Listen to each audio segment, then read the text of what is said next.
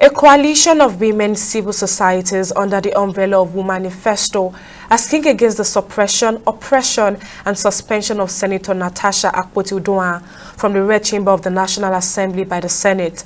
The women groups will besieged the entrance of the Lagos State House of Assembly, demanding to see the state governor Babajide Sanwo-Olu on Wednesday disclose that the developments that led to the suspension of Senator Natasha has had significant controversy among many Nigerians, as the group emphasized the importance of adhering to the fair process, fairness and constitutional principles as outlined in the 1999 Constitution of Nigeria.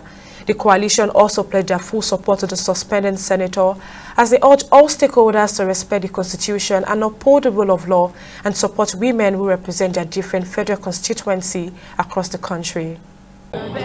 We are here because we're all Natasha. We are here to stand against patriarchy. We are here to break down patriarchal structures that actually stains this country, that stops our society from progressing. The same structure that's hegemonic, that keeps power amongst the small minority of elites, that stops you as a man from getting the job that you are rightly qualified for.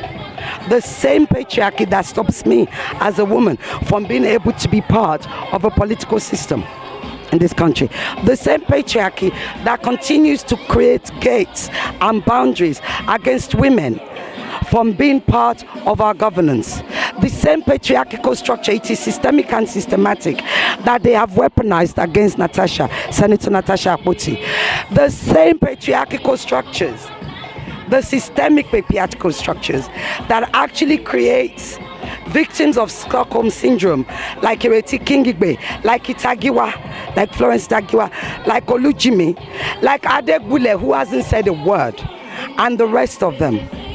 You see, those structures are why we are here. That is what we are standing up against.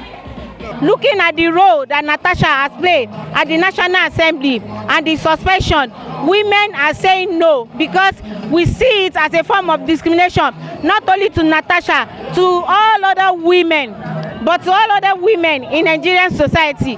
We want to say that we will refuse a situation whereby our voice wants to remain under the background. We refuse a situation whereby they want to silence our voice.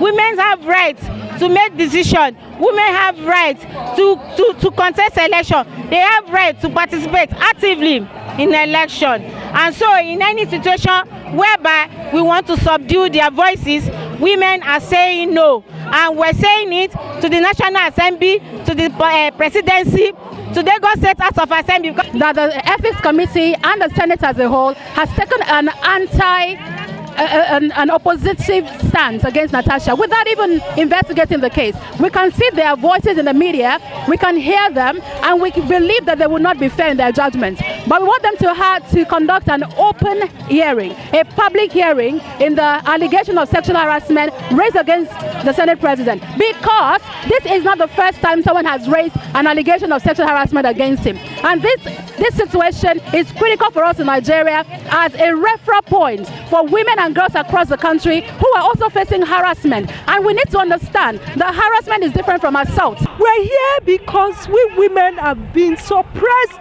long enough. And we're saying enough is enough. Natasha represents all women. And that is why you heard them saying that I am Natasha, we are Natasha. Because we women stand together, unified. We are saying an abuse, an oppression to a woman is an oppression to all women. It's high time Nigerian women come together and support each other and make our voice to count no matter what is going on. You cannot silence a woman in her cause. All she was trying to do is express her frustration.